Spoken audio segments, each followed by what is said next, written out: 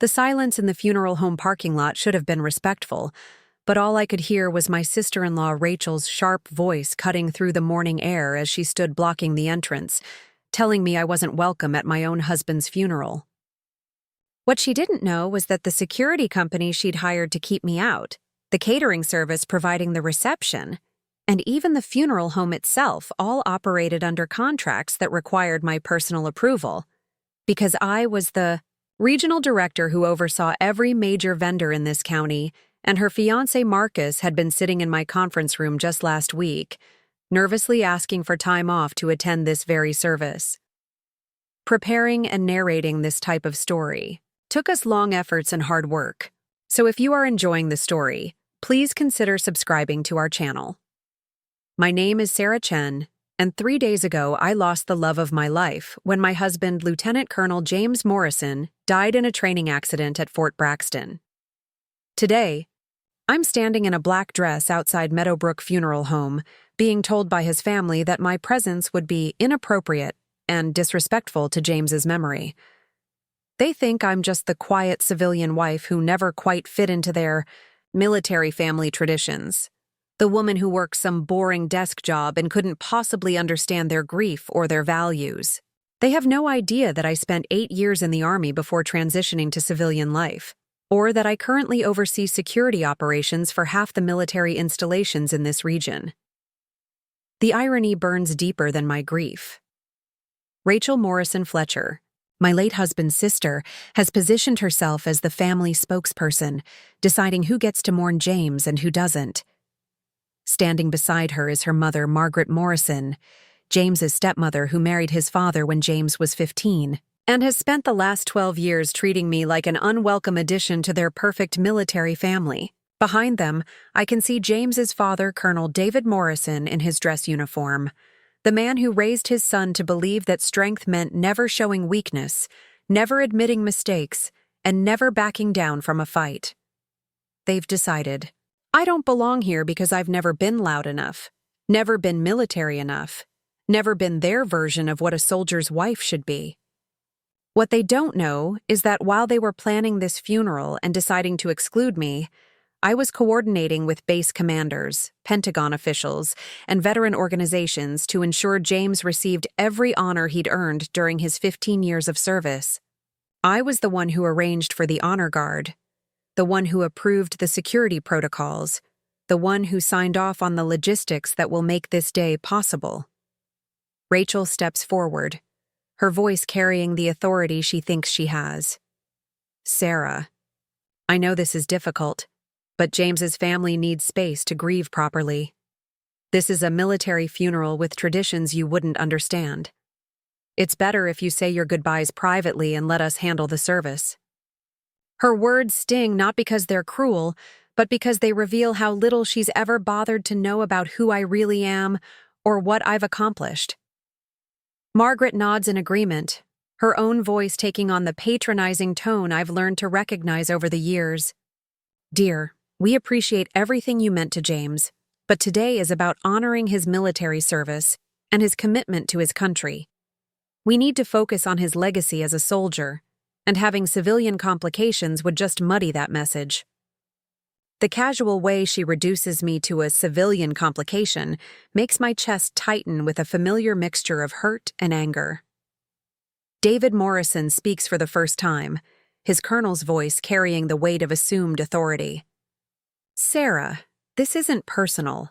This is about military protocol and family traditions. James would want his service to reflect his values and his commitment to the Army. We've planned something that honors his sacrifice and his dedication to something larger than himself. The implication is clear. I represent the smaller civilian world that somehow diminished James's larger military purpose. What none of them know is that I've been quietly coordinating with their own contacts to ensure this. Funeral meets every military standard and tradition. I've been working with the base chaplain who will deliver James's eulogy, with the honor guard who will fold his flag, with the veteran organizations that will provide support for his family. I've been handling details they can't even imagine, while they've been focused on keeping me away from the service. Rachel pulls out her phone, showing me something on the screen. We've hired professional security to ensure the service goes smoothly and that only appropriate family members and military personnel are present. We can't have disruptions or emotional outbursts that would detract from the dignity of the occasion. She doesn't realize she's showing me the contract approval email that came through my office, signed with my electronic signature just 2 days ago.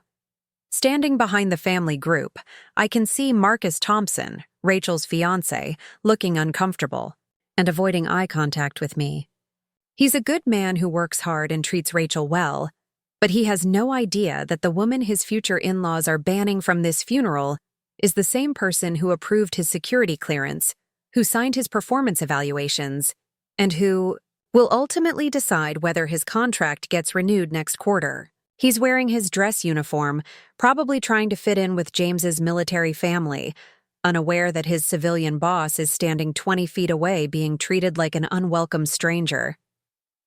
The morning sun is getting stronger, and I can see other mourners beginning to arrive for the service. Many of them are James's military colleagues who know me professionally, who've worked with me on joint operations between civilian security contractors and military personnel. They have no idea that the family drama unfolding in the parking lot involves their respected colleague Sarah Chen being banned from her own husband's funeral by people who think she's just a civilian wife with no understanding of military culture. Margaret checks her watch and sighs impatiently. "Sarah, we really need you to respect our wishes and leave now. The service begins in 30 minutes and we can't have this kind of conflict disrupting what should be a solemn occasion. James deserves better than family drama on the day we're supposed to be honoring his memory." Her words assume that I'm the source of drama rather than the victim of their exclusion, that my presence would somehow diminish rather than honor James's life. Rachel adds her own pressure, her voice taking on the firm tone she probably learned from growing up in a military family. "We've made our decision, and it's final. This isn't about you, Sarah. This is about what's best for James and for our family. Sometimes love means stepping back and letting others handle things properly." The suggestion that stepping back would be loving rather than devastating reveals how little she understands about my relationship with James, or my right to mourn my husband. I look past them toward the funeral home entrance, where I can see staff members preparing for the service. The funeral director who's been so professional in our phone conversations over the past 3 days. The florist who created the military-themed arrangements I specifically requested. The catering staff who will serve the reception I planned and approved. All of them operating under contracts and approvals that flow through my office. All of them unaware that the family trying to exclude me from this service has no idea who they're really dealing with. The grief I've been carrying since getting the news about James's accident mingles with a familiar feeling of being underestimated and dismissed by people who should know better. For 3 years of marriage, James's family has treated me like a pleasant but insignificant addition to their lives. Someone to be tolerated at family gatherings but never truly included in important decisions or meaningful conversations. They've never asked about my work beyond polite small talk, never shown interest in my background or my accomplishments, never bothered to learn that the quiet woman who married their son and brother had her own distinguished military service and her own successful career.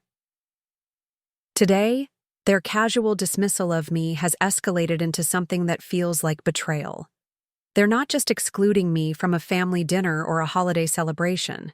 They're trying to prevent me from saying goodbye to the man I loved, from participating in the final honor ceremony for my husband, from taking my rightful place as his widow and partner.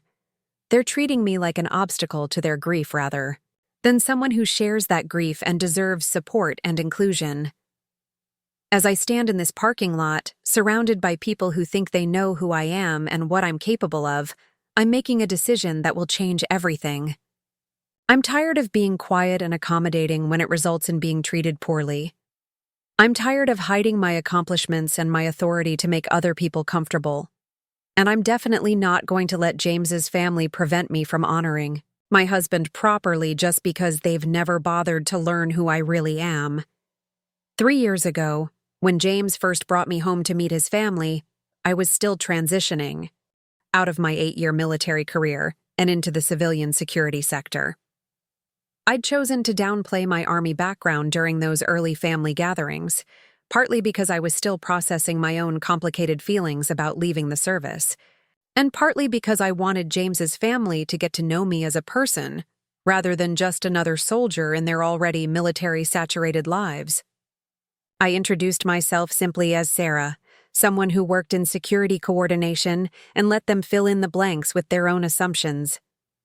What I didn't anticipate was how quickly those assumptions would solidify into a fixed image of who they thought I was.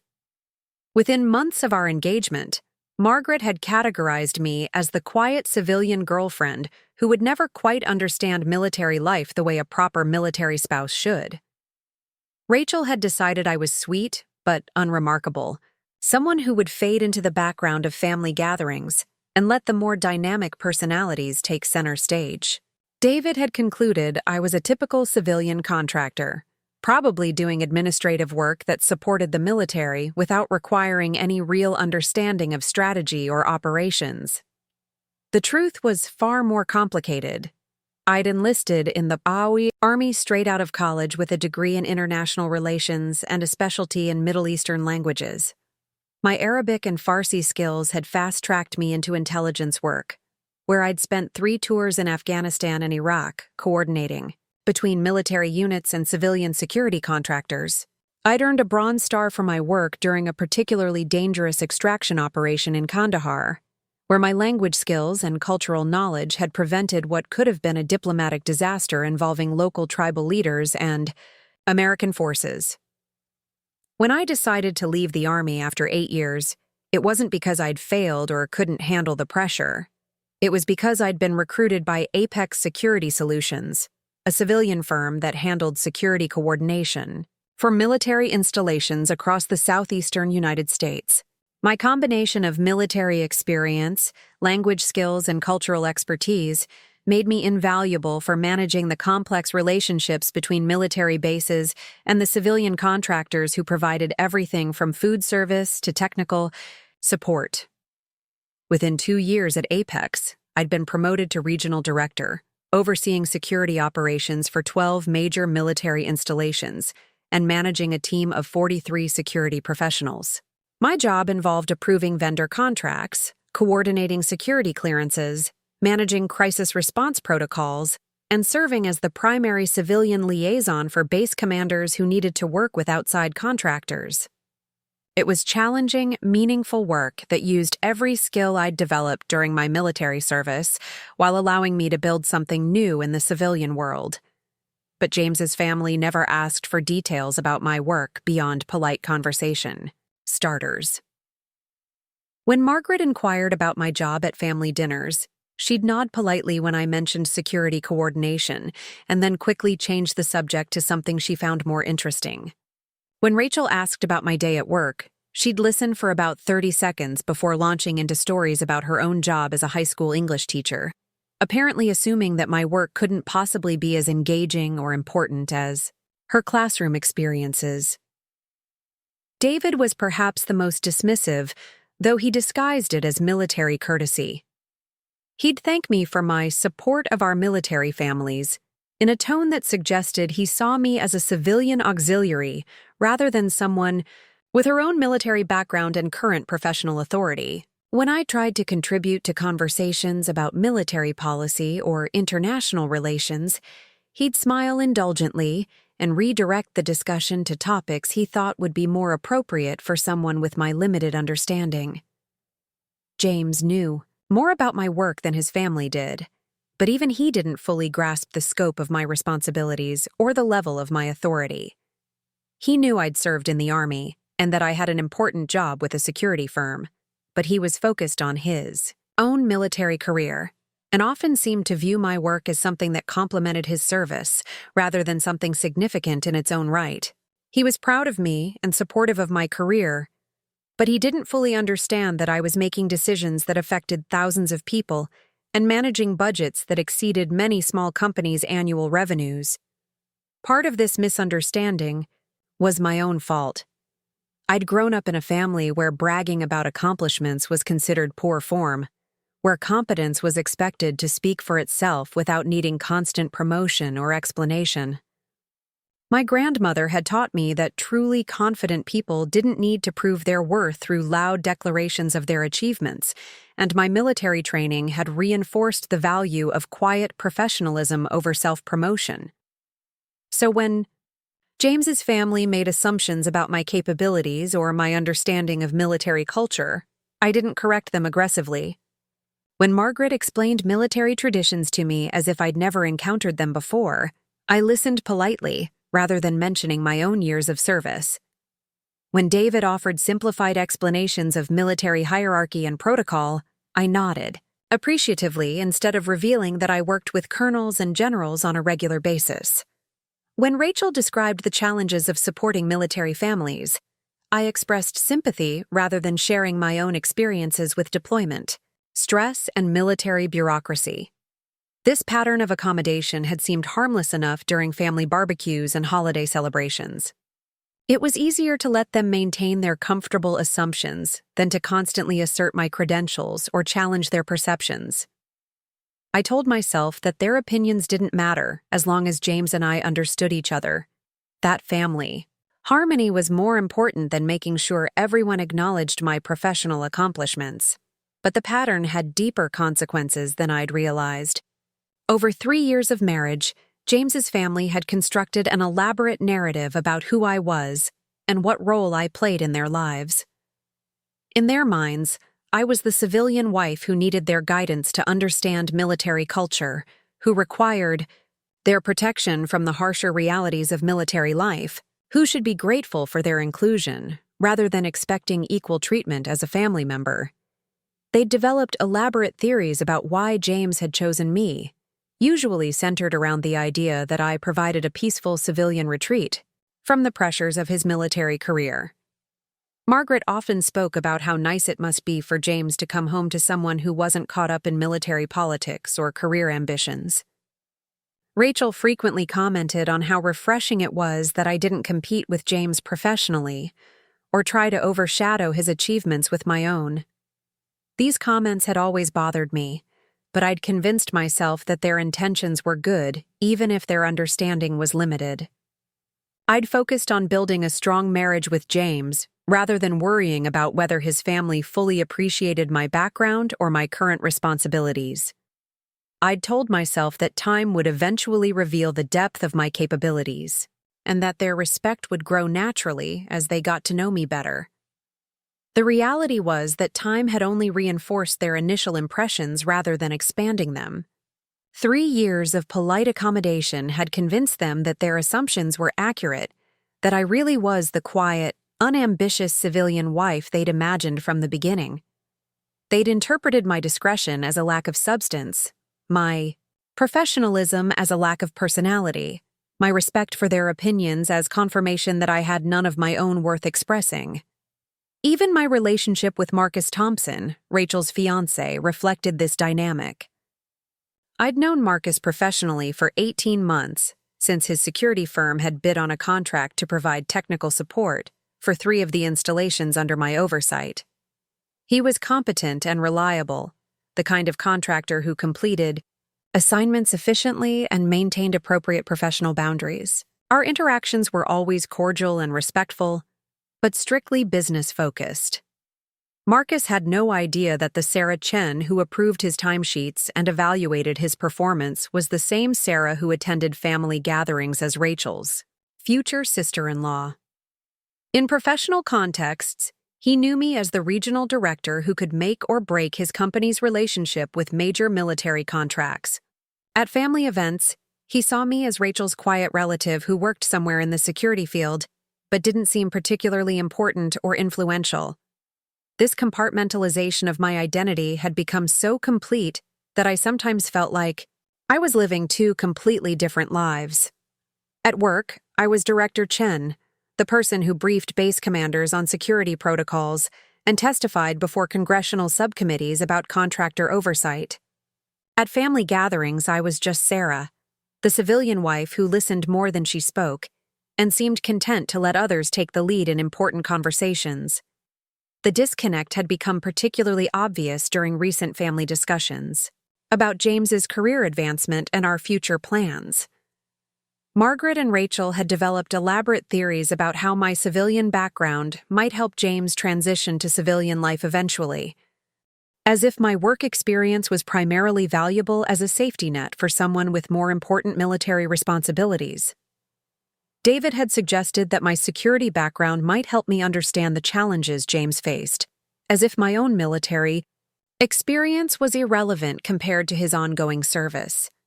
None of them had ever asked about my own career goals, my own challenges, or my own professional relationships with the military community. They'd created a narrative where I existed primarily as a supportive figure in James's story, rather than as someone with my own significant responsibilities and achievements. They'd been so confident in their understanding of who I was that they'd never bothered to question whether their assumptions might be incomplete or inaccurate. Now, standing in this funeral home parking lot being told I don't belong at my own husband's service, I'm finally seeing the full cost of 3 years of letting people underestimate me. Their casual dismissal of my right to mourn James isn't just about grief or family dynamics. It's the logical conclusion of years of treating me like someone whose presence was optional, whose opinions were unimportant, whose contributions were negligible. Rachel Morrison Fletcher has always been the type of person who needs to control every situation she enters. And today, she's positioned herself as the unquestioned authority on how James's funeral should proceed. At 34, she's 2 years older than James was, and she's spent their entire lives treating him like her little brother who needed her guidance and protection. She teaches high school English at Riverside Academy, a private school where her dramatic flair and need for attention serve her well in the classroom, but translate into exhausting behavior during family gatherings. Rachel has never been subtle about her opinions regarding my marriage to James. From the moment we announced our engagement, she made it clear that she'd envisioned a different type of woman for her brother. She wanted someone more outgoing, more socially ambitious, someone who would enhance the family's status rather than simply blending quietly into the background. During our engagement party, she'd pulled James aside to ask if he was sure I had enough personality to make him happy long-term, apparently unaware that I was standing close enough to overhear the conversation. Her vision for the perfect military wife involved someone who would organize elaborate social events for other officers' families, someone who would volunteer conspicuously for base charities, someone who would treat military hierarchy as a social ladder to be climbed rather than a professional structure to be respected. My preference for quiet competence over social visibility had always puzzled her, and she'd interpreted my discretion as a lack of ambition or engagement with the military community. Over the past 3 years, Rachel has positioned herself as the family expert on military culture, despite her own civilian status and limited direct experience with military life. She reads military spouse blogs religiously, attends every family event in patriotic clothing, and speaks with authority about traditions and protocols she's learned secondhand. Her knowledge is extensive, but theoretical, gained through research and observation rather than personal experience. Yet she wields it like a weapon against anyone she perceives as insufficiently committed to military values. Margaret Morrison, James's stepmother, represents a different but equally challenging personality. At 58, she married Colonel David Morrison 12 years ago, becoming an instant military wife and stepmother to a teenage James. She spent those years working tirelessly to establish herself as the family matriarch, someone whose opinions carry weight and whose approval matters in family decisions. Her background as a real estate agent in civilian life didn't prepare her for military culture, but she's studied it intensively and now considers herself an authority on proper military family behavior. Margaret's relationship with me has always been complicated by her own insecurities about her place in the Morrison family. As a stepmother who entered James's life when he was already 15, she's never been entirely confident in her maternal authority, and she's compensated by becoming overly protective of family traditions and boundaries. She views me as another outsider who might dilute her carefully constructed position as the family's female leader, and she's consistently worked to maintain hierarchy that keeps her at the top of the family's social structure. Her expertise in military protocol comes entirely from books, seminars, and conversations with other military wives, but she presents it as if she'd been born into the culture. She's memorized regulations about flag folding, funeral procedures, and honor ceremonies, and she quotes this knowledge frequently to demonstrate her commitment to military values. Her need to prove her belonging in military society has made her intolerant of anyone she perceives as not trying hard enough to learn and follow proper procedures. Margaret's treatment of me reflects her broader anxiety about authenticity and belonging. She's never been entirely secure in her own military wife identity, having acquired it through marriage rather than growing up in the culture, so she's particularly critical of others who don't demonstrate sufficient enthusiasm for military traditions. My quiet competence threatens her because it suggests that belonging doesn't require the constant performance and declaration of military values that she's built her identity around. Colonel David Morrison stands as the patriarch of this family, dynamic, a career officer who spent 28 years in the Army and expects civilian life to operate according to military principles of hierarchy and clear command structures. At 55, he's achieved the rank of colonel through steady competence rather than brilliant innovation, and he applies the same methodical approach to family relationships that he uses in his professional life. He sees himself as the ultimate authority on military matters, and he expects family members to defer to his judgment on anything related to military culture or protocol. David's relationship with me has been polite but distant, colored by his assumption that I couldn't possibly understand the complexities of military life or the sacrifices required of military families. He's never been deliberately cruel, but he's consistently treated me as someone who exists on the periphery of the family's important relationships and decisions. When he includes me in conversations, it's usually to explain basic concepts about military life that he assumes I wouldn't know, or to ask simple questions about my work that demonstrate his lack of interest in the details of my responsibilities. His approach to family leadership reflects his military training, where clear hierarchies and defined roles prevent confusion and conflict. In his mind, military families should operate like military units, with established command structures and understood protocols for decision-making. He sees my quiet nature as appropriate for someone in a supporting role, but he's never considered that I might have my own leadership experience or my own expertise in military affairs. David's dismissal of me isn't malicious, but it's absolute. He's categorized me as a civilian auxiliary to his son's military career, someone whose primary value lies in providing personal support rather than professional insight. He's never asked about my work beyond polite small talk, never shown interest in my background or experience, never considered that I might have my own relationships within the military community that don't depend on James's connections. Marcus Thompson represents the most complex piece of this family dynamic because he exists in both my professional and personal worlds, though he's completely unaware of the connection. At 29, he's been working in civilian security for 6 years, specializing in the technical systems that protect military installations from cyber threats and electronic surveillance.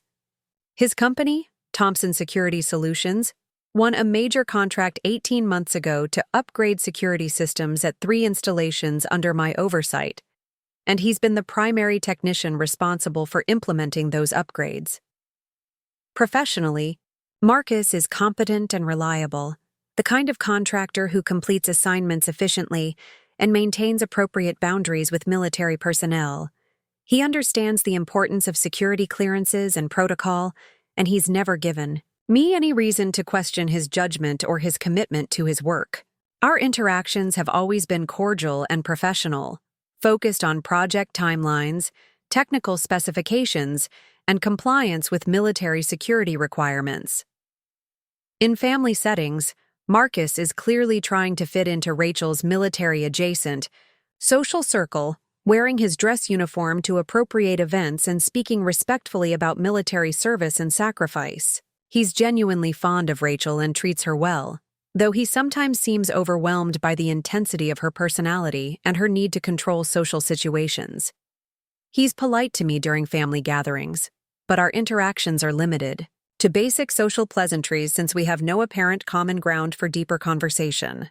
Marcus has no idea that the quiet woman who attends family events as Rachel's future sister-in-law is the same Director Chen who approves his security clearances, evaluates his performance reports, and determines whether his company's contracts get renewed. In his mind, these are completely separate worlds: his professional relationship with the regional director of Apex Security Solutions and his personal relationship with his fiancé's military family.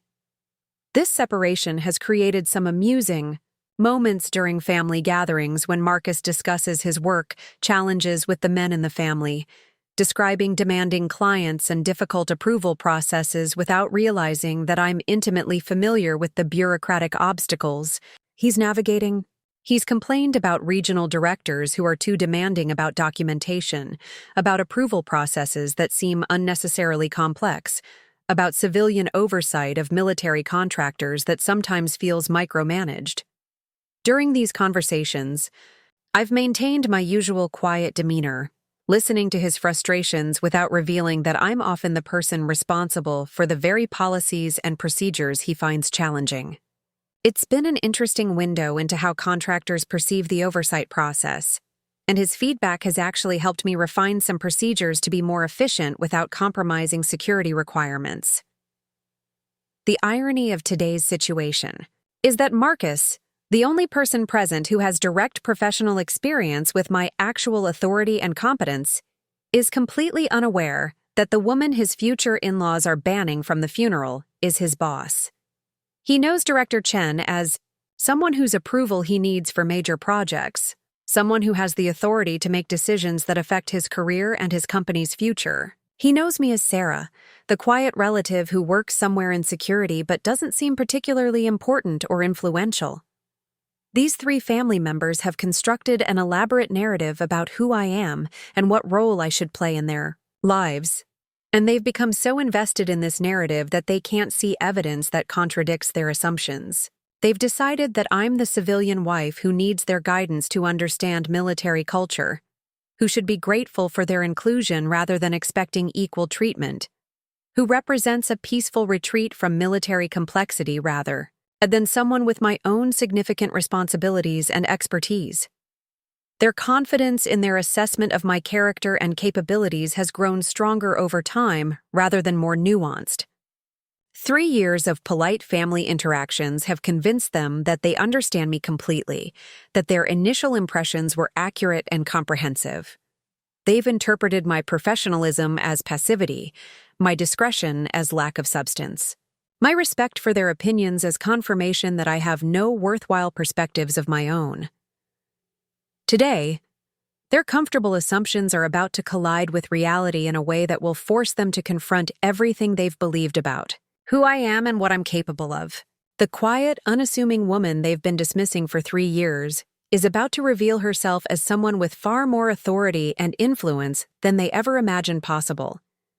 The version of Sarah Chen that James's family knows exists primarily in their imagination, constructed from assumptions and limited observations, rather than genuine curiosity about who I actually am. In their minds, I work a simple desk job that involves coordinating schedules and managing paperwork for security companies that serve military bases. They picture me in a small office somewhere, answering phones and filing reports, doing the kind of administrative work that supports more important people but doesn't require significant decision-making authority or specialized expertise. When family conversations turn to careers and professional challenges, they speak to me with the gentle patronization reserved for someone whose work life is pleasant but uncomplicated. Margaret often asks how my little job is going, using the same tone she might use to inquire about a hobby or volunteer activity rather than a serious career. Rachel frequently suggests that I must enjoy having a position that doesn't require too much stress or responsibility, assuming that my quiet demeanor reflects a preference for simple, low-pressure work environments.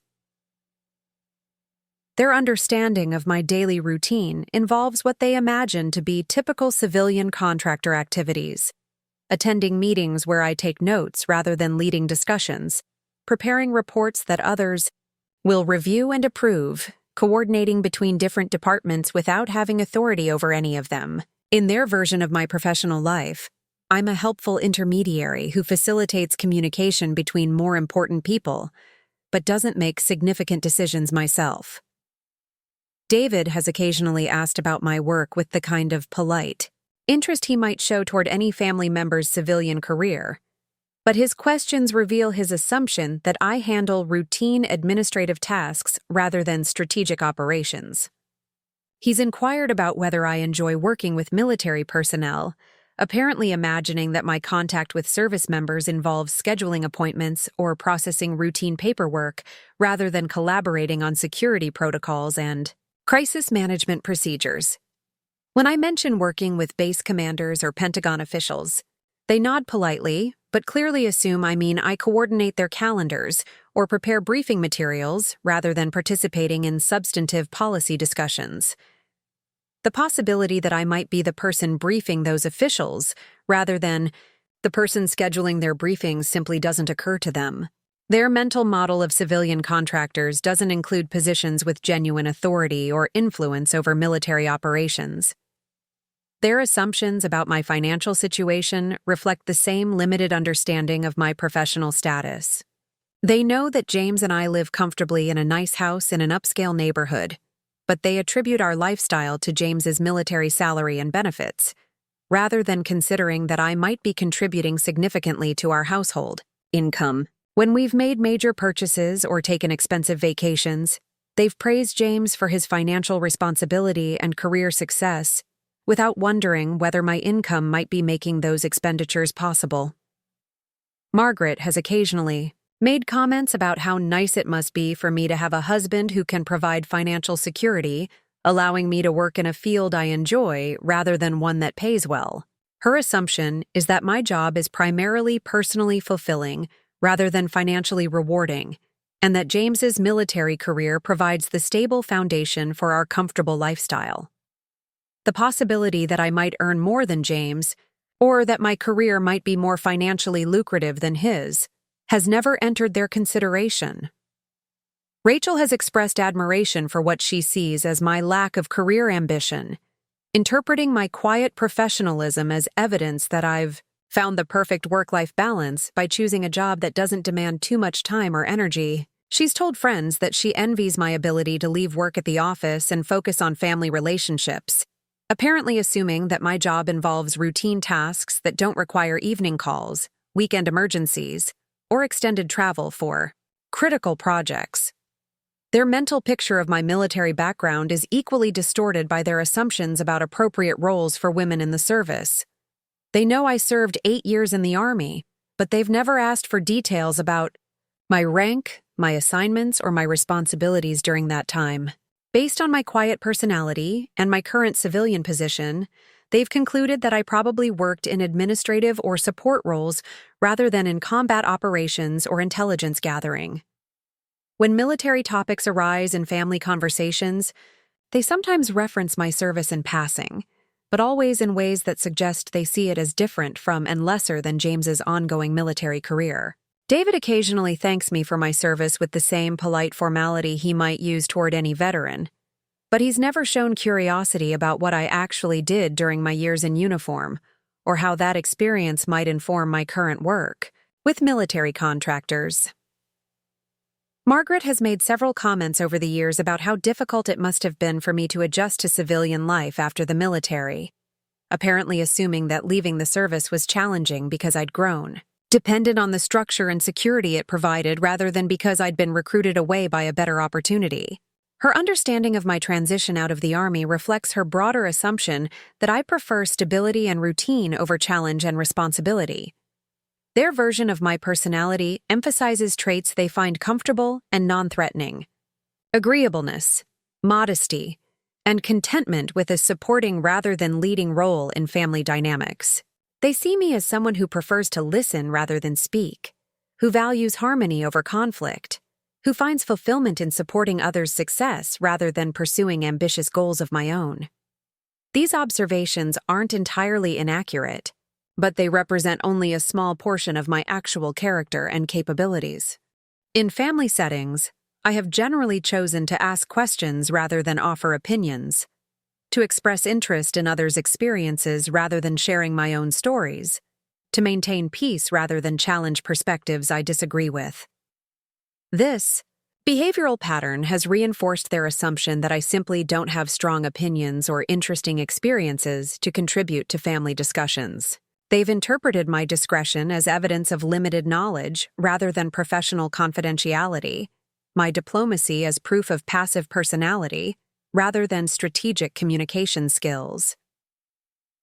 Their understanding of my relationship with James reflects these same limited assumptions about my character and capabilities. They see our marriage as a perfect example of complementary personalities. His outgoing military leadership balanced by my quiet civilian support. His career ambitions supported by my contentment with domestic stability. His need for adventure, and challenge balanced by my preference for routine and predictability. In their narrative, James provides excitement and direction for our relationship, while I provide emotional stability and peaceful retreat from the pressures of military life. They've commented approvingly on how well I seem to understand my role as a military wife, how gracefully I handle the challenges of being married to someone with demanding professional obligations, how skillfully I create a calm home environment that allows James to focus on his career without domestic distractions. This version of our marriage dynamic makes them comfortable because it fits their expectations about appropriate gender roles and military family structures. It positions James as the primary breadwinner and decision-maker while casting me as the supportive partner who enables his success without competing for attention or recognition. It reinforces their belief that strong military marriages depend on clear role divisions and mutual understanding of who leads and who follows in different aspects of the relationship. What they've never considered is that their assumptions might be based on incomplete information rather than accurate observation. They've never wondered whether my quiet behavior during family gatherings might reflect professional habits of discretion rather than personal lack of substance. They've never questioned whether my apparent contentment with a supporting role might mask my own significant professional responsibilities and achievements. Their confidence in their assessment of my character has been reinforced by 3 years of family interactions where I've consistently chosen accommodation over confrontation.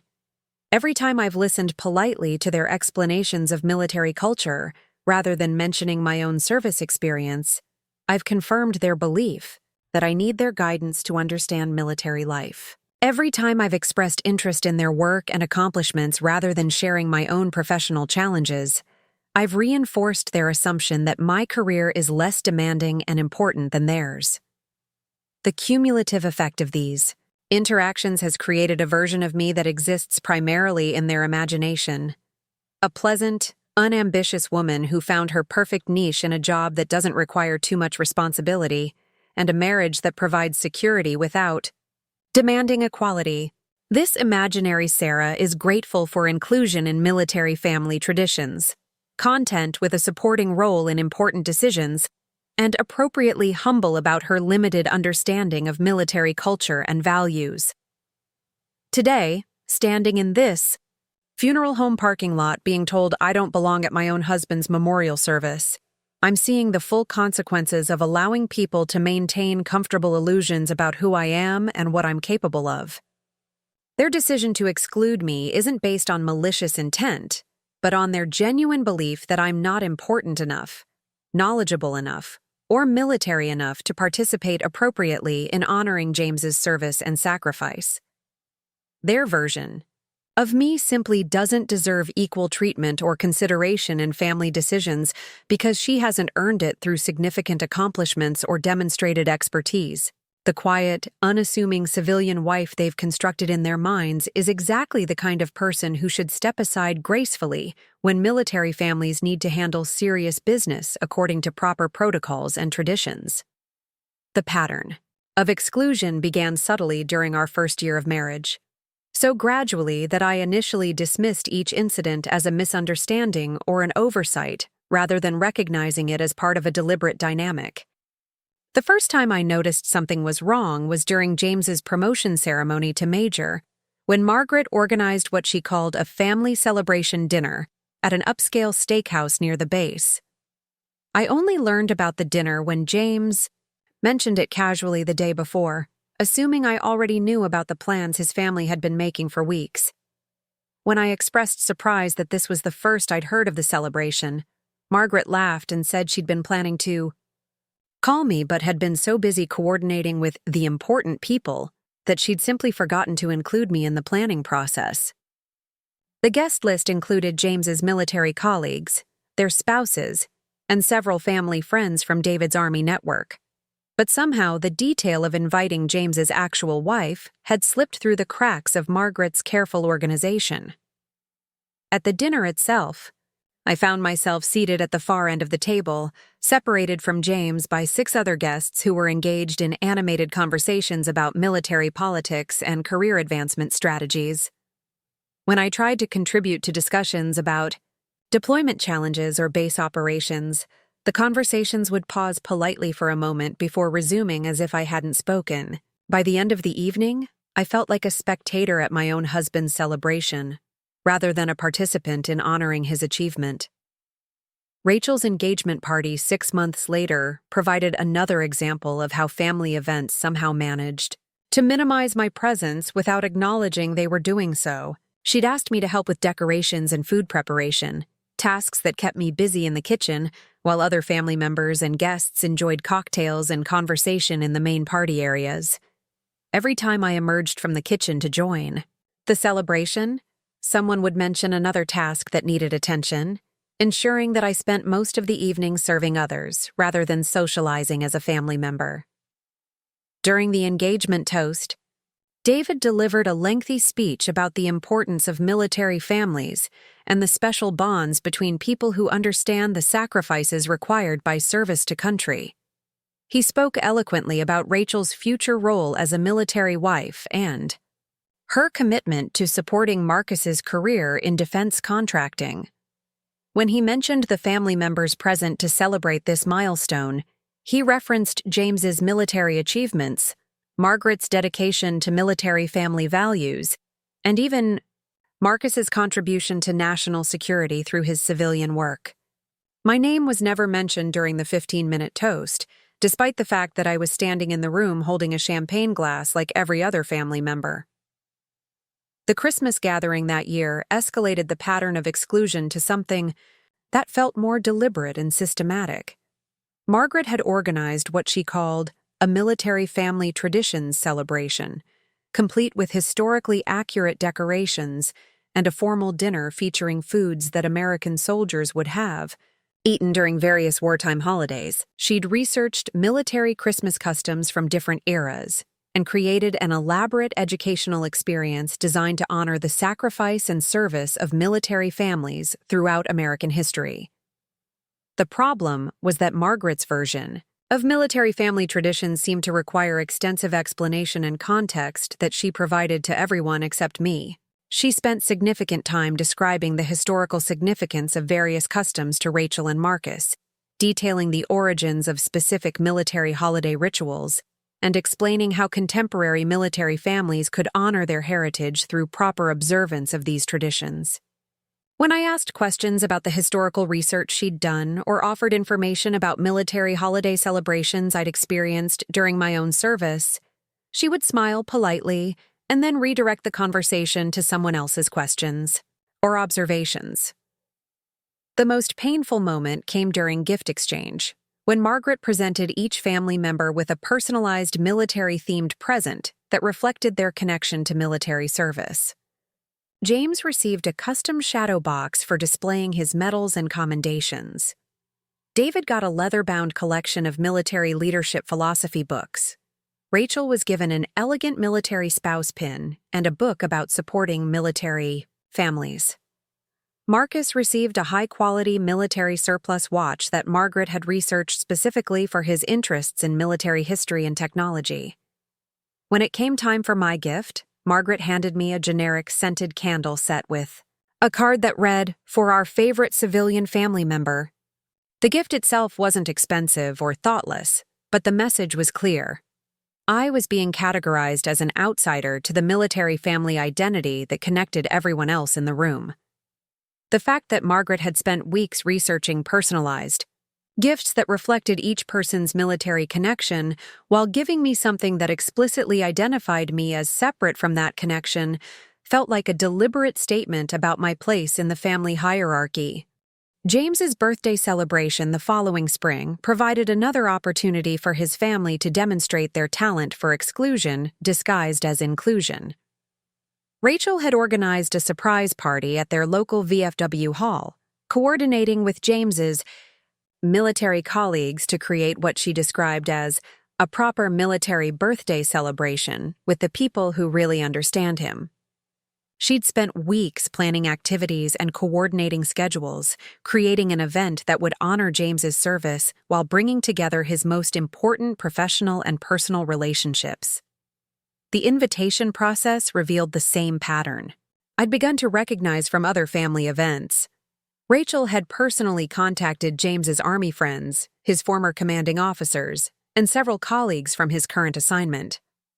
She'd coordinated with Margaret to ensure that family members would be present, and had even reached out to some of James's old friends from college who'd also gone into military service. The planning was extensive and thoughtful, designed to create exactly the kind of celebration that would make James feel appreciated and understood by the people who mattered most to him. I learned about the party 2 days before it happened, when James mentioned that he hoped I could attend since Rachel had finally remembered to include me in the planning. When I asked why this was the first I'd heard of a surprise party that had obviously been in planning for weeks, Rachel explained that she'd been focusing on coordinating with the military people first and had planned to send me details once. The important logistics were settled. At the party itself, I discovered that I was the only spouse present who didn't seem to know about the elaborate military-themed activities Rachel had planned. The other military wives had been briefed on their roles in various ceremonial elements of the celebration, from a flag-folding demonstration to a group recitation of military creed that everyone seemed to have memorized except me. When these activities began, I found myself standing awkwardly to the side, clearly the only person present who hadn't been included in the preparation process. The final straw came during Rachel's wedding planning process when she asked me to serve as a bridesmaid, but then systematically excluded me from every decision-making conversation about the ceremony and reception. She'd organized multiple planning sessions with her other bridesmaids, elaborate shopping trips for dresses and accessories, and detailed discussions about wedding traditions and logistics. Each time these planning activities happened, I would hear about them afterward, usually through casual mentions of decisions that had already been made or problems that had already been solved. When I asked Rachel directly about my role in the wedding planning process, she explained that she'd been trying to spare me the stress of too many decisions since I seemed to prefer letting others take the lead in event planning. She'd observed my quiet behavior during family gatherings and concluded that I would be more comfortable with a limited role that didn't require extensive input or decision-making responsibility. The wedding rehearsal dinner became the culmination of 3 years of systematic exclusion when I realized that every speech and toast had been planned and coordinated in advance, with specific roles assigned to each family member except me. Margaret delivered remarks about the importance of military families and the strength they provide to service members. David spoke about Marcus's character and his commitment to supporting national security through his civilian work. James was asked to share stories about his sister's loyalty and dedication throughout their lives. I sat at the head table, wearing my bridesmaid dress and holding my champagne glass, waiting for someone to acknowledge my presence or include me in the celebration of this family milestone. But the evening proceeded according to a carefully planned script that had no role written for the quiet civilian wife who somehow didn't seem important enough to merit inclusion in the formal program. As each planned element of the rehearsal, dinner unfolded without any acknowledgement of my presence or relationship to the family. I began to understand that my exclusion wasn't accidental or coincidental. It was the result of a systematic pattern of decision-making that consistently treated my participation as optional rather than essential, my opinions as unimportant rather than valuable, my presence as tolerated rather than welcomed. Today, standing in this funeral home parking lot being told I cannot attend my own husband's funeral, I recognize this moment as the logical conclusion of 3 years of escalating exclusion. They've been practicing for this conversation every time they've planned family events without consulting me. Every time they've made decisions that affected me without including me in the process. Every time they've treated my presence as a courtesy rather than a right. Preparing and narrating this type of story took us long efforts and hard work. So, if you are enjoying the story, please consider subscribing to our channel. Standing in this parking lot, listening to Rachel explain why I'm not welcome at my husband's funeral, I feel something fundamental shift inside me. The familiar weight of accommodation and peacekeeping that I've carried for 3 years suddenly feels unbearable, like a heavy coat that I can finally take off after suffering through an oppressive heat wave. The moment that pushes me over the edge isn't Rachel's condescending tone or Margaret's patronizing dismissal, but David's casual reference to appropriate family members and military personnel, as if I'm neither. The phrase hits me like a physical blow because it crystallizes everything that's been wrong with my relationship with James's family. In David's mind, I'm not an appropriate family member because I don't meet his standards for military family behavior, and I'm not military personnel because he's never bothered to learn about my own service record. His casual dismissal reduces me to exactly what I've allowed myself to become in their eyes, an inconvenient civilian attachment to their military family unit. I look at Marcus standing behind Rachel, uncomfortable and avoiding eye contact, and something clicks into place. Here is a man who knows my professional capabilities intimately, who's worked under my authority for 18 months, who's seen me make decisions that affect hundreds of people and millions of dollars in contracts. He's witnessed me brief base commanders, coordinate crisis responses, and manage complex security operations that keep military personnel safe, yet he's standing silently while his fiancé's family treats me like an unwelcome stranger with no understanding of military culture or protocol. The irony is so profound it's almost absurd. Marcus Thompson, who addresses me as Director Chen in professional settings and carefully follows my security protocols, is watching Rachel Morrison Fletcher explain to me why I don't belong at a military funeral. The disconnect between these two versions of reality suddenly seems like the perfect metaphor for everything that's been wrong with my life for the past 3 years. I think about James, about the man I loved and lost, and I realize that he would be horrified by what's happening in this parking lot. He'd married a strong, accomplished woman with her own distinguished military career and successful civilian leadership role, but somehow I'd allowed his family to convince both him and me that I was someone who needed their guidance and protection, rather than someone who deserved their respect and partnership. James had fallen in love with Director Sarah Chen, the Army intelligence officer who could brief Pentagon officials in fluent Arabic and coordinate security operations across multiple time zones. He'd proposed to the woman who'd earned a Bronze Star for her service in Afghanistan and who'd been recruited by civilian security firms specifically for her expertise and leadership capabilities. But somewhere along the way, I'd allowed myself to become just Sarah, the quiet wife who listened more than she spoke, and who seemed grateful for whatever inclusion the family chose to offer. The transformation hadn't happened overnight, and it hadn't been entirely their fault. I'd participated in my own diminishment, choosing accommodation over assertion every time a conflict arose, choosing peace over principle whenever standing up for myself might have created family tension. I'd told myself that my professional accomplishments spoke for themselves, that people who mattered would eventually recognize my worth, that love meant not forcing others to acknowledge my achievements. But standing here being told I can't attend my own husband's funeral, I finally understand the cost of that approach, By never insisting that James's family see me as I really was, I'd allowed them to create a version of me that suited their comfort level rather than reflecting my actual identity.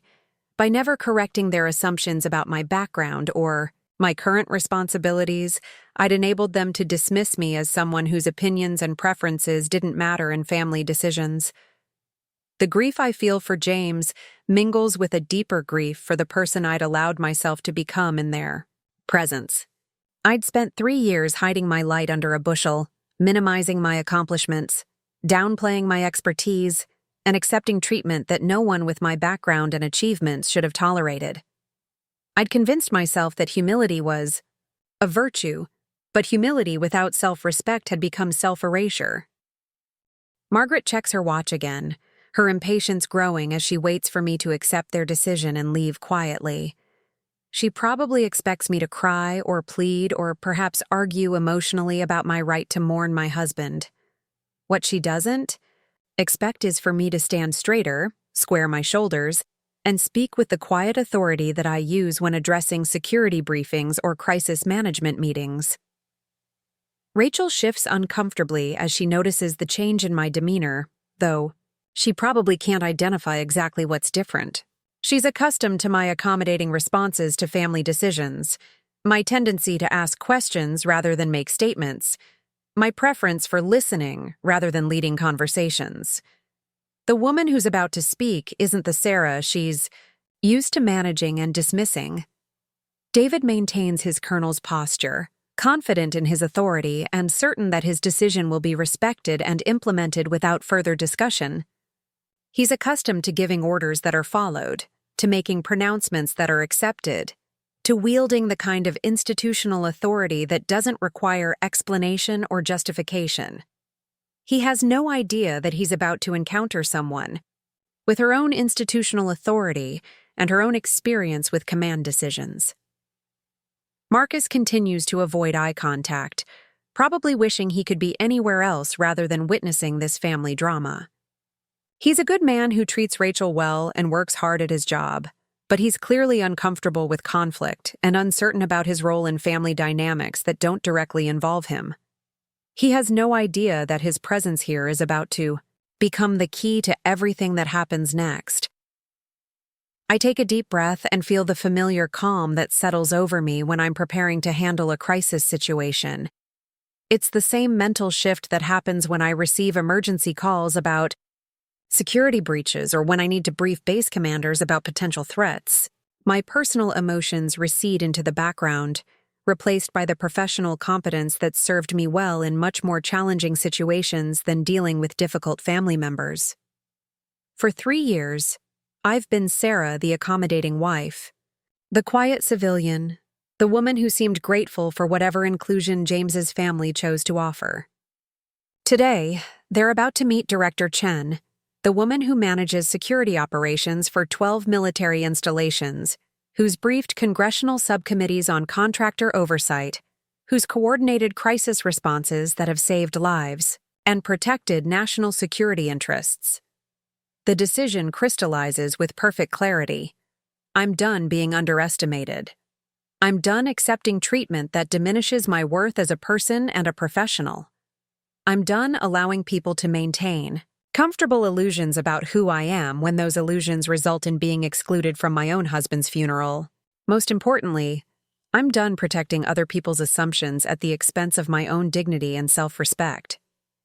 James deserves to have his wife present at his funeral, not because she's been granted permission by his family, but because she has an absolute right to be there as his partner and equal.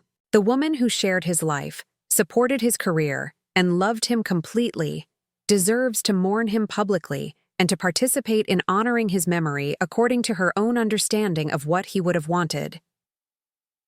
But more than that, the accomplished professional who's spent years serving her country and protecting military personnel deserves respect from people who've benefited from that service without ever acknowledging it. The regional director who's made decisions that affect Marcus's career and livelihood deserves honesty from someone who's been sitting in her office asking for contract renewals while his fiancé's family dismisses her as an insignificant civilian. The Transformation happening inside me feels like waking up from a long dream where I'd forgotten who I really was. The quiet, accommodating woman they've been dismissing is about to step aside, replaced by someone who's never been afraid of difficult conversations, challenging decisions, or standing up for what's right, even when it makes other people uncomfortable. Look directly at Marcus Thompson, making eye contact for the first time since this conversation began. And I see recognition flicker in his expression, even though he doesn't understand why I'm suddenly looking at him with such focused attention. He knows that look from our professional interactions, the moment when Director Chen is about to make a decision that will change everything about a situation. What's about to happen will force everyone present to confront the difference between the person they thought they knew and the person who's actually been standing in front of them for 3 years. The comfortable assumptions they've maintained about my character, my capabilities, and my place in their family dynamic are about to collide with reality in a way that will make it impossible for any of us to go back to the old patterns of interaction. The time for accommodation and peacekeeping is over. The time for truth and consequences has finally arrived. I pull out my phone with deliberate calm, the same measured movement I use when accessing secure communications during crisis situations. The device feels familiar and reassuring in my hands, a tool that connects me to the professional world where my authority is unquestioned and my decisions carry real weight. Rachel notices my movement and assumes I'm preparing to call someone for emotional support, perhaps a friend who might console me about being excluded from the funeral. Margaret probably expects me to contact a taxi service or arrange alternative transportation away from this awkward family confrontation. None of them anticipate that I'm accessing my work contact list, scrolling past dozens of base commanders, Pentagon officials, and security contractors until I find the number I need. My fingers move with practiced efficiency as I select Marcus Thompson's professional contact information, the same number he's used for 18 months to coordinate with my office about security installations and contract requirements. I need to make a quick work call, I say, my voice carrying the neutral professionalism I use during business communications. There's an urgent matter that requires immediate clarification with one of my contractors. The statement is completely accurate, though not in the way they understand it. The urgent matter is the disconnect between Marcus's professional relationship with me and his current passive participation in my exclusion from family events. Marcus looks confused but not particularly concerned, probably assuming that my call involves someone from my office who needs to discuss scheduling or administrative details. He has no reason to connect my mention of contractor communications with his own work relationship, since the quiet Sarah who attends family gatherings exists in a completely separate mental category from Director Chen who approves his security. Clearances. I dial his number while maintaining eye contact with him, watching as confusion gradually replaces his earlier discomfort. The phone in his pocket begins ringing with the distinctive tone he's programmed for work calls, the sound that alerts him to potentially important communications from clients or supervisors. He reaches for his device automatically, following the professional habit that requires prompt response to business communications. Rachel notices Marcus answering his phone and frowns with irritation. "Really, Marcus? You're taking work calls during a family crisis?" Her tone carries the exasperation of someone who's trying to manage a complex situation and doesn't appreciate additional complications from outside distractions. "Thompson Security Solutions. This is Marcus Thompson," he answers with his standard professional greeting, the same formal introduction he's used dozens of times when responding to calls from my office.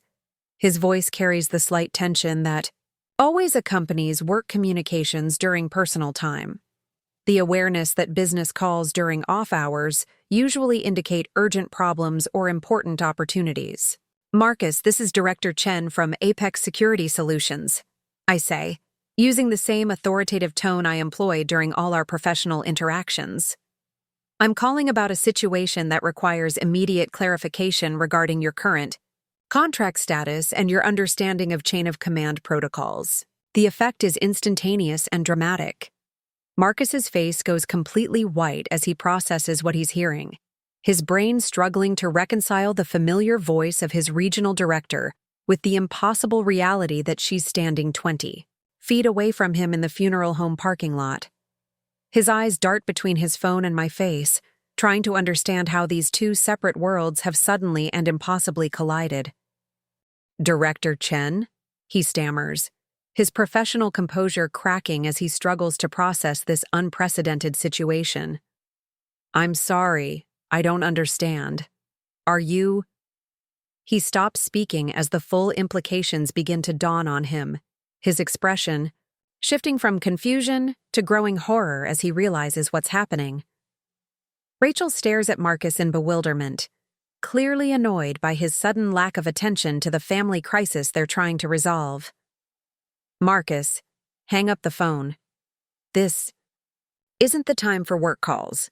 Her irritation is obvious, but she has no context for understanding why her fiancé looks like he's seen a ghost, or why he's staring at me with an expression of dawning recognition and absolute panic.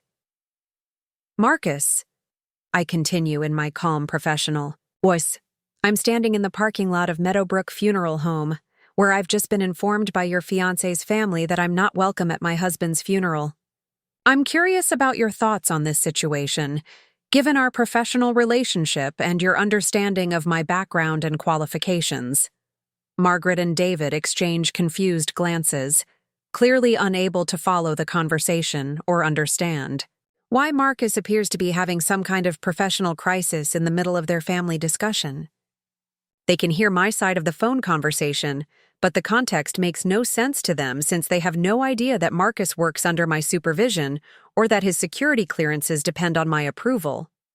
"I think," I say, still speaking into the phone while watching Marcus's face, "that there may be some confusion about my qualifications to participate in military funeral protocols. Perhaps you could help clarify my background for your fiancé's family?" The question hangs in the air like a challenge, offering Marcus an opportunity to bridge the gap between his professional knowledge of my capabilities and his personal witnessing of my exclusion from family events. Marcus looks around the parking lot desperately, as if hoping to find some escape from this impossible situation where his two worlds have collided in the most uncomfortable way possible.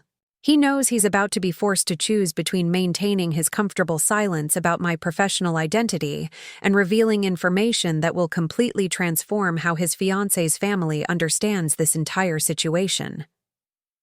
Marcus's hand trembles slightly as he holds his phone, his face cycling through expressions of shock, recognition, and dawning horror as the full implications of this situation crash over him like a wave.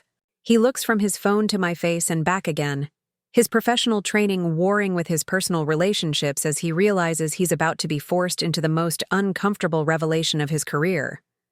"Director Chen," he says slowly, his voice tight with disbelief. I had no idea." He trails off, unable to finish the sentence as he stares at me with the same expression he might wear if his boss had suddenly materialized in his living room during a family dinner. The careful compartmentalization that has allowed him to maintain separate professional and personal relationships has just exploded in the most spectacular way possible. Rachel's irritation deepens as she watches her fiancé apparently having a breakdown over a work call during what she considers a family emergency. "Marcus, hang up the phone right now.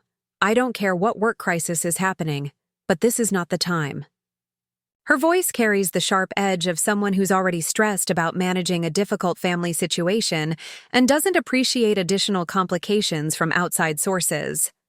Margaret steps forward with her take-charge demeanor, clearly intending to resolve what she sees as an unnecessary distraction from their important family business.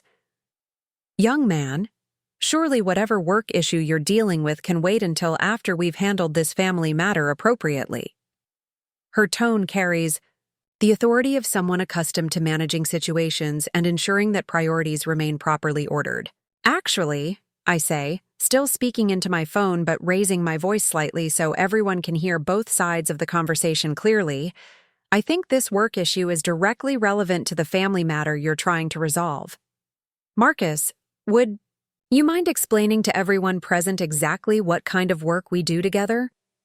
Marcus closes his eyes for a moment, and I can practically see him calculating the professional and personal consequences of what he's about to reveal. He knows that lying or deflecting could jeopardize his security clearance and his company's contracts.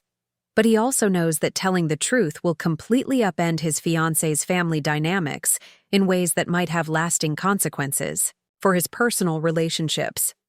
Director Chen, he says, his voice gaining strength as his professional training takes over. You're the regional director of Apex Security Solutions, responsible for security operations at 12 major military installations across the southeastern United States. His words come out formal and precise, the same tone he uses when briefing military officials about security protocols and procedures. The silence that follows his statement is profound and complete.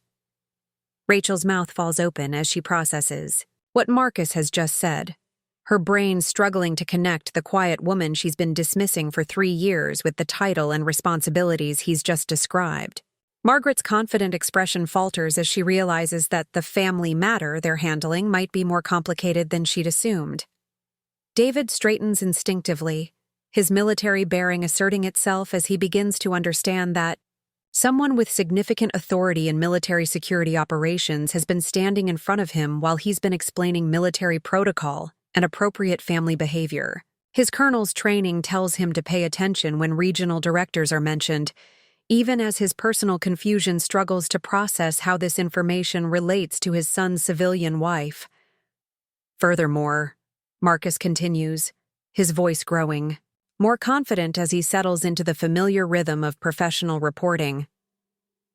Director Chen oversees my company's security contracts, approves my security clearances, and has authority over contract renewals that represent approximately 60% of my company's annual revenue. The precision of his statement reflects his thorough understanding of exactly how much power I wield over his professional future. Rachel takes a step backward, her hand moving to her throat in a gesture of shock and disbelief. "That's not possible," she whispers, though her voice lacks conviction as she sees the truth written clearly across Marcus's face. Sarah works some kind of administrative job. She coordinates travel arrangements or schedules meetings or something simple like that. "No, ma'am," Marcus replies, his professional demeanor now fully engaged as he addresses his fiancée with the same formal respect he shows during business meetings. Director Chen manages multi-million-dollar security contracts, coordinates crisis response protocols for major military installations, and serves as the primary civilian liaison for base commanders across the region. She's briefed Pentagon officials, testified before congressional subcommittees, and has security clearance levels that exceed most military officers. Margaret's face has gone pale as she processes the implications of what Marcus is revealing. The woman she's been patronizing about military culture and traditions is apparently someone with more authority over military operations than most of the military families she knows. The quiet civilian she's been explaining protocol to has been managing security for major military installations while listening politely to her lectures about appropriate military family behavior. "That's impossible," David says, but his voice carries less certainty than his words suggest. His military training is telling him to take this information seriously, even as his personal assumptions about me resist accepting such a dramatic revision of everything he thought he knew. If Sarah had that kind of position, that kind of authority, she would have mentioned it. She would have said something. Marcus looks directly at me, and I can see him making a decision that will fundamentally change how he navigates the intersection of his professional and personal relationships. "Sir, Director Chen has never discussed her work in detail during family gatherings, but in professional settings, she's known for being highly competent, extremely knowledgeable about military operations, and respected by everyone from base, commanders to Pentagon officials who work with her regularly." "How long have you known this?" Rachel asks, her voice barely above a whisper as she stares at Marcus with an expression of betrayal and confusion. She's beginning to understand that her fiancé has been sitting through family gatherings where they've been explaining military culture to someone who manages security for military bases, listening to them discuss my limitations while knowing exactly how accomplished and authoritative I actually am. 18 months, Marcus admits, his discomfort obvious as he realizes he's about to damage relationships that matter to him personally. Since my company was awarded the contract for security system upgrades at 3 major installations. Director, Chen has been my primary point of contact for all major decisions, and she's been exceptional to work with. Professional, knowledgeable, decisive, and highly respected by everyone in the military community who works with civilian security contractors. The weight of his revelation settles over the parking lot like a heavy blanket, forcing everyone present to confront the gap between their assumptions about me and the reality that Marcus has just revealed. The quiet, unassuming woman they've been excluding from family decisions and explaining military culture to is apparently someone with more authority over military security than any of them have ever possessed. The silence stretches for what feels like an eternity as Rachel stares at Marcus, her face cycling through shock, betrayal, and dawning horror as she processes the full implications of what he's just revealed. Her mouth opens and closes several times without producing sound, like someone who's forgotten how to speak as their entire understanding of reality crumbles around them. The confident woman who'd been managing this family crisis with such authority just moments ago has been replaced by someone who looks like she's been physically struck. 18 months, she finally whispers, her voice hollow with disbelief. You've known for 18 months that Sarah is your boss, and you never said anything? You sat through family dinners where we talked about her limitations, where we explained military culture to her,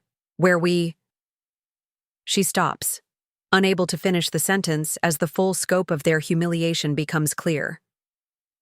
Margaret's face has transformed, from its usual composed authority to something approaching panic as she begins calculating how many times she's patronized someone with significant influence over military operations. Her real estate agent instincts are kicking in, the part of her professional training that recognizes when a situation has gone catastrophically wrong and damage control needs to begin immediately. Sarah, dear, Margaret begins, her voice taking on a completely different tone than the dismissive authority she'd been using just minutes ago. I think there may have been some misunderstandings about your work situation. Perhaps we should discuss this more thoroughly before making any final decisions about the funeral arrangements. The transformation in her demeanor is so complete, it's almost comical, like watching someone realize they've been lecturing their boss about proper workplace behavior. David's military bearing has shifted into full alert status as his professional. Instincts recognize the presence of someone with significant authority over military security operations. Years of Army training have taught him to identify chain-of-command structures and show appropriate respect to civilian officials who outrank him in specific operational contexts. The woman he's been dismissing as an uninformed civilian, apparently, has more influence over military installations than most colonels ever achieve. Director Chen, David says, his voice taking on the formal respect he'd use when addressing a Pentagon official. I believe there may have been some confusion about your role and your qualifications to participate in military funeral protocols. The transformation from Colonel Morrison, the family patriarch, to Colonel Morrison, the professional military officer, is instantaneous and dramatic. But I'm not interested in their sudden shift to damage control mode. The time for polite accommodation and graceful acceptance of their revised attitudes has passed. Standing here in this parking lot, watching them scramble to reposition themselves now that they understand who they've been dealing with, I feel something crystallize inside me that's been building for 3 years of patient tolerance. The confusion, I say, my voice carrying the calm authority I use during security briefings, is not about my qualifications or my role. The confusion is about how a family could spend 3 years making assumptions about someone without ever bothering to ask basic questions about their background or their work. My words are precise and measured, the tone I employ when addressing serious operational failures that require immediate correction.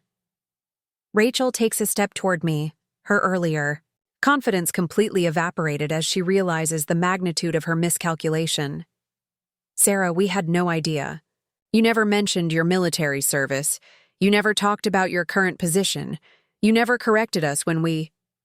Again, she trails off, unable to complete a sentence that would require her to acknowledge how badly they've treated someone they now understand to be significantly more accomplished than any of them.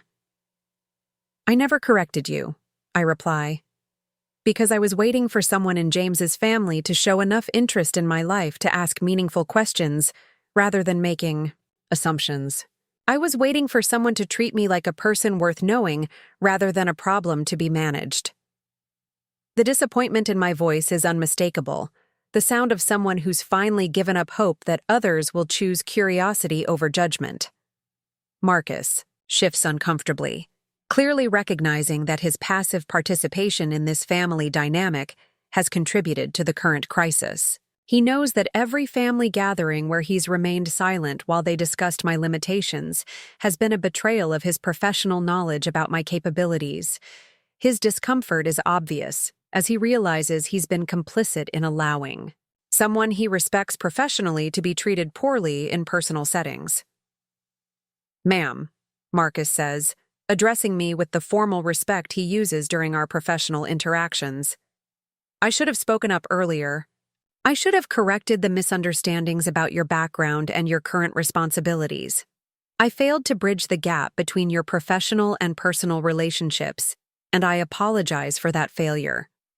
His words are precise and professional, the kind of formal accountability statement he'd deliver after any operational failure in our work relationship. Margaret attempts to regain control of the situation, her real estate training kicking in as she tries to salvage what has become an unmitigated disaster of family management. Sarah, surely you can understand that this has all been a terrible misunderstanding. We're grieving James's loss, and emotions are running high, and perhaps we haven't been thinking as clearly as we should about family dynamics and appropriate inclusion in funeral planning. Her words represent exactly the kind of deflection and excuse-making that I've grown tired of accepting. The suggestion that grief excuses 3 years of systematic exclusion and dismissal reveals how little she understands about personal responsibility and genuine accountability for treating people poorly. This isn't about grief, I respond, my voice maintaining its professional calm even as my words cut through her attempts at damage control. This is about a pattern of behavior that predates James's death by 3 years. This is about a family that decided who I was without bothering to learn who I actually am, and who felt comfortable excluding me from important events because they'd convinced themselves I wasn't important enough to merit inclusion. David attempts to assert some form of military protocol to restore order to a situation that has spiraled completely beyond his control. Director Chen, perhaps we should schedule a family meeting to discuss these issues more thoroughly and develop a better understanding of everyone's roles and responsibilities moving forward. But I'm not interested in family meetings or gradual understanding or moving forward as if the past 3 years of poor treatment can be resolved through better communication. The woman they're now addressing with professional courtesy is the same person they were excluding from her husband's funeral just 10 minutes ago, and that fundamental disrespect cannot be undone by revised attitudes based on newly discovered information about my professional status. The damage has been done, and more importantly, their response to learning about my actual accomplishments and authority reveals everything I need to know about their character and their values. They're not horrified because they treated someone poorly. They're horrified because they treated someone powerful poorly. The distinction matters more than they realize.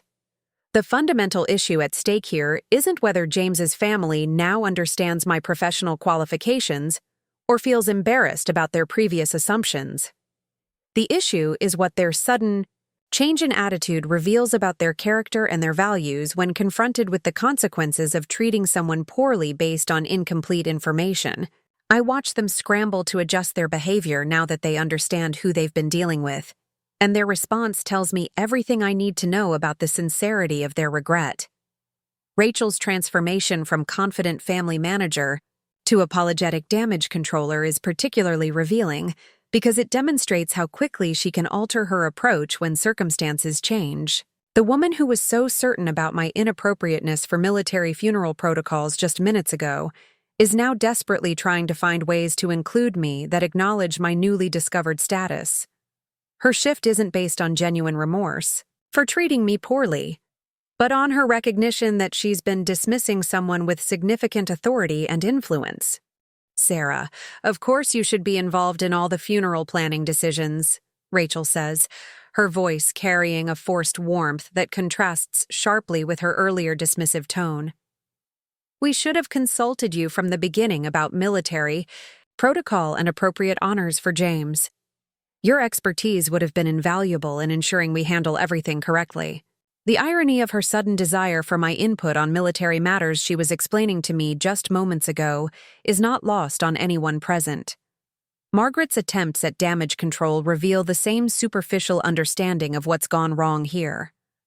She's focused on correcting the immediate crisis rather than examining the deeper problems with how she's approached our relationship over the past 3 years. Her real estate training has taught her to manage client relationships and recover from misunderstandings. But she's applying those skills to a situation that requires genuine introspection about personal character rather than professional relationship management. Director Chen, Margaret says, using my professional title with obvious discomfort as she tries to navigate this new understanding of our family dynamic. I hope you'll accept our apologies for not fully understanding your background and your current responsibilities. We clearly made assumptions that were inaccurate, and we want to make sure you're properly included in honoring James's memory. But her apology focuses on their lack of understanding rather than their pattern of exclusion and dismissal. She's apologizing for not knowing who I am, rather than for how they treated the person they thought I was. The distinction is crucial, because it reveals whether their regret is based on genuine moral recognition or simply embarrassment about making a strategic error in social management. David's military background makes his response particularly telling, because his training should have taught him about the importance of treating all personnel with appropriate respect, regardless of their apparent rank or status. His sudden shift to professional courtesy reveals that he knew how to treat me with respect all along. He simply chose not to do so because he didn't think I deserved it based on his assumptions about my importance and capabilities. Ma'am, I need to apologize for not recognizing your service record and your current contributions to military security operations, David says, his voice carrying the formal regret of someone delivering an official apology for operational failures. My assessment of your qualifications was clearly incomplete, and my recommendations about funeral protocols should have included your input from the beginning. His apology is couched in military language that focuses on operational errors rather than personal failures of character. He's treating this like a professional mistake that can be corrected through proper procedures rather than a personal failure to treat someone with basic human dignity and respect. The approach reveals his fundamental misunderstanding of what's actually wrong with this situation. Marcus stands apart from the family members, his professional relationship with me creating a different dynamic in his response to this revelation. He's not scrambling to revise his understanding of who I am, because he's always known exactly who I am in professional settings. His discomfort comes from recognizing his own complicity in allowing the disconnect between my professional and personal treatment to continue unchallenged for 18 months. Director Chen, Marcus says, his voice carrying genuine regret rather than the strategic damage control I'm hearing from the others. I should have found appropriate ways to bridge the gap between your professional reputation and your family relationships. I failed to speak up when I witnessed treatment that was inconsistent with the respect you deserve, based on your service record and your current contributions to military security. His apology acknowledges his own agency in allowing this situation to develop, rather than simply expressing surprise about newly discovered information. He recognizes that he had opportunities to correct misunderstandings and chose not to act on them, which represents a more mature understanding of personal responsibility than what I'm hearing from James's family members. The responses I'm witnessing reveal a fundamental difference between people who feel bad because they made a mistake and people who feel bad because they've been revealed to have poor character. Rachel, Margaret, and David are primarily concerned about managing the immediate crisis and repositioning themselves appropriately now that they understand the power dynamics involved. Their focus is on correcting their strategic error rather than examining what their behavior reveals about their values and their capacity for treating others with basic respect. The questions they're not asking are the ones that would demonstrate genuine moral growth. Why did we feel comfortable treating someone poorly based on assumptions? What does our behavior say about how we value people we perceive as less important? How can we ensure that we treat everyone with dignity, regardless of their apparent status or usefulness to us? Their failure to engage with these deeper questions reveals that their regret is situational rather than principled. What disturbs me most about their responses is the implicit assumption that their treatment of me was wrong, primarily because I turned out to be more important than they realized. The logical extension of their attitude is that it would have been acceptable to exclude and dismiss me if I actually had been the unaccomplished civilian wife they thought I was. Their value system apparently includes different standards of treatment based on people's perceived importance rather than universal standards of human dignity and respect. This realization crystallizes something that's been troubling me throughout this entire confrontation.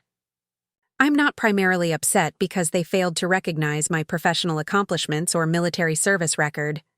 I'm upset because they felt comfortable treating someone they perceived as less accomplished with casual dismissal and exclusion.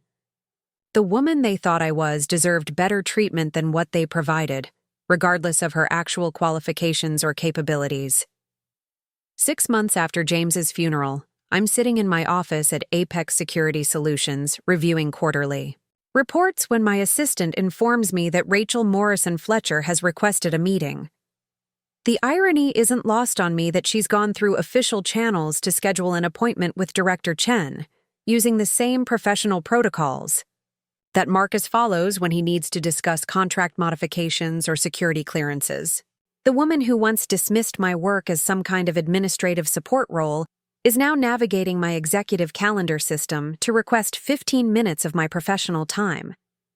The funeral itself had proceeded exactly as James would have wanted, with full military honors and recognition of his 15 years of distinguished service. After our parking lot confrontation, his family had suddenly become extremely interested in my input on military protocol and funeral traditions. Margaret had deferred to my knowledge of honor guard procedures. Rachel had asked for my guidance on appropriate military music selections, and David had requested my assistance in coordinating with base officials for the ceremonial elements of the service. Marcus had handled the transition between my professional and personal identity with remarkable grace, serving as an informal liaison who helped his future in-laws understand the scope of my responsibilities without making them feel more humiliated than necessary. He'd explained my military background in terms that helped them appreciate the depth of my service without emphasizing how badly they'd misjudged my qualifications. His diplomatic approach had made the funeral planning process more collaborative and less contentious than it might have been otherwise. The service itself had been beautiful and fitting, exactly what James deserved after 15 years of dedicated military service. The honor guard had performed flawlessly. The chaplain's eulogy had captured James's character and his commitment to service, and the reception had provided an opportunity for his military colleagues to share stories about his leadership and his impact on their professional lives. Standing at his graveside as the flag was folded and presented to me, I'd felt a sense of closure and peace that would have been impossible if I'd been excluded from participating in honoring his memory. But the months following the funeral had brought significant changes to my relationships with James's family. Changes that revealed the superficial nature of their revised attitudes toward me. Once the immediate crisis had passed, and they'd processed their embarrassment about misjudging my background, They'd settled into new patterns of behavior that were more respectful, but not necessarily more genuine. Margaret had begun treating me with the kind of careful deference she might show toward any important client, polite and professional, but lacking the warmth that characterizes authentic family relationships. She remembered to ask about my work with appropriate interest, but her questions felt rehearsed rather than spontaneous, like someone following a script for proper interaction with people of higher status. David had adopted a formal courtesy that acknowledged my professional accomplishments while maintaining distance from deeper personal connection. He spoke to me with the respect he'd show toward any civilian official with authority over military operations, but the relationship felt more like a professional alliance than a family bond. His recognition of my expertise was genuine, but his interest in me as a person remained limited. Rachel's approach had been the most dramatic transformation, shifting from casual dismissal to almost aggressive attempts at friendship and inclusion. She'd begun inviting me to numerous social events, asking detailed questions about my work, and expressing elaborate appreciation for my military service and my current contributions to national security. But her newfound enthusiasm felt performative rather than authentic, like someone who was trying too hard to compensate for previous mistakes. The wedding had proceeded as planned 2 months after the funeral, with Marcus and Rachel exchanging vows in a ceremony that reflected their commitment to each other, while acknowledging the changed family dynamics that had emerged from our confrontation. I'd served as a bridesmaid as originally planned, but my role in the wedding had been elevated to include more substantive participation in planning and decision-making. During the reception, I'd found myself in the unusual position of being treated as both a family member and a distinguished guest, with other attendees approaching me to discuss my work and my military background. The other military families present had known of my professional reputation, and they'd been surprised to learn that the accomplished director Chen they'd heard about was also the bride's sister-in-law. Marcus had settled into a new pattern of interaction that acknowledged our professional relationship while respecting appropriate boundaries in family settings. He'd developed diplomatic skills for navigating situations where his boss and his wife's family intersected, ensuring that business discussions remained separate from personal gatherings while maintaining the mutual respect that characterized our working relationship. Now, 6 months later, Rachel is sitting across from my desk in my office, surrounded by the symbols of authority and accomplishment that she'd never bothered to learn about during 3 years of family relationships. The walls display my military commendations, photographs from congressional briefings, and awards recognizing my contributions to military security operations. The setting makes it impossible for her to maintain any remaining illusions about the scope of my responsibilities or the level of respect I command in professional environments. "Sarah," she begins, then stops and corrects herself. "Director Chen, I wanted to schedule this meeting because I've been thinking about everything that happened, and I realized that my apologies at the funeral weren't adequate for the way I treated you over the past 3 years." Her acknowledgement represents growth, but I'm curious about what's motivated this formal approach to addressing our relationship. "What specifically are you hoping to accomplish through this meeting, Rachel?" She takes a deep breath, clearly having prepared for this conversation. "I want to understand how I became the kind of person who could treat someone so poorly based on assumptions rather than taking the time to actually know them. I want to figure out how to be better, not just toward you, but toward everyone I encounter who might not fit my preconceived notions about what important or accomplished people look like." Her response surprises me because it suggests genuine introspection rather than the damage control I'd expected. For the first time since our confrontation in the funeral home parking lot, I hear something that sounds like authentic self-reflection rather than strategic relationship management. We spend the next hour discussing the patterns of behavior that had led to our crisis, examining how assumptions and social hierarchies had prevented genuine connection between us. Rachel acknowledges that her treatment of me had been part of a broader pattern of dismissing people who didn't match her expectations about success and importance. By the end of our meeting, something has shifted between us that feels more authentic. than the careful politeness that had characterized our interactions since the funeral. It's not a complete reconciliation, but it's a foundation for building something more genuine than what we'd had before. 2 years have passed since that confrontation in the funeral home parking lot, and the changes that emerged from that moment have rippled through every aspect of my life in ways I never could have anticipated. The woman who once quietly accepted exclusion from family events now serves on the board of directors for 3 veteran organizations and has been invited to speak at military leadership conferences about the transition from active duty to civilian security management. The transformation wasn't immediate or dramatic, but it was profound and lasting. My relationship with James's family has evolved into something more honest and respectful than what we'd had during his lifetime, though it required significant work from all of us to move beyond the patterns that had caused so much damage. Margaret and I now have monthly coffee meetings where we discuss everything from military policy to real estate market trends, conversations that reveal the intelligent, accomplished woman who'd been hidden beneath years of anxiety about fitting into military family culture. She's become genuinely interested in my work and my perspectives, asking thoughtful questions that demonstrate authentic curiosity rather than polite obligation. David has transformed from the dismissive patriarch who explained military protocol to me into a valuable professional contact who seeks my input on veteran transition programs and civilian military cooperation initiatives.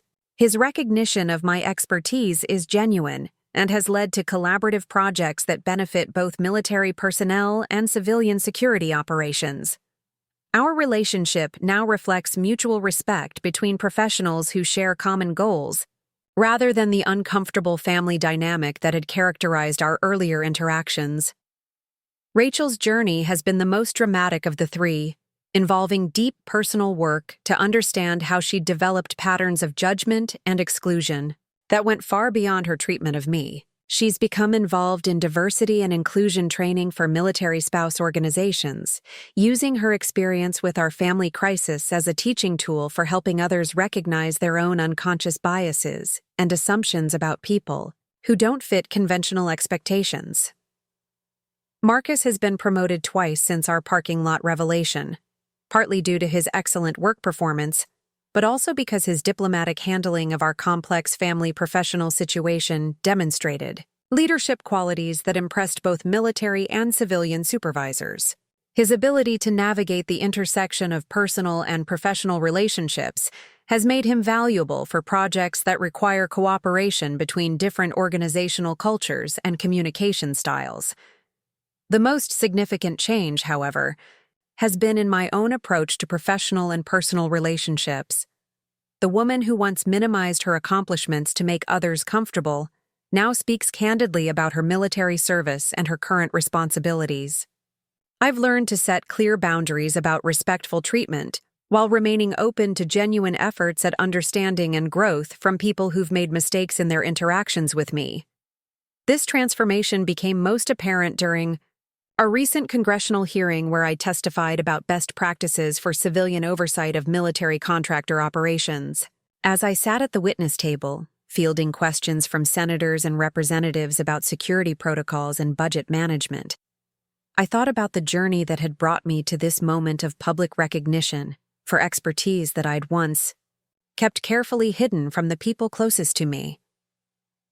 The hearing room was filled with military officials, defense contractors, and policy experts who recognized my authority and sought my input on complex security challenges. The contrast with that funeral home parking lot, where I'd been dismissed as unqualified to participate in military funeral protocols, was so stark it was almost surreal. The quiet woman who'd once accepted exclusion from family decisions was now influencing national policy discussions about military security operations. After the hearing, I received a text message from Rachel congratulating me on my testimony and expressing pride in having me as a sister-in-law. The message was brief but genuine, reflecting the growth that had occurred in our relationship over the past 2 years. The woman who'd once questioned my understanding of military culture was now celebrating my contributions to national security policy. That evening, I called my mother to share the day's events and reflect on how much my life had changed since James's death and the crisis that had followed. "Your grandmother would be so proud," she said, referring to the woman who'd taught me that true strength often required standing up for yourself even when others preferred your silence. Elena always believed that hiding your light under a bushel didn't serve anyone, including the people you were trying to make comfortable.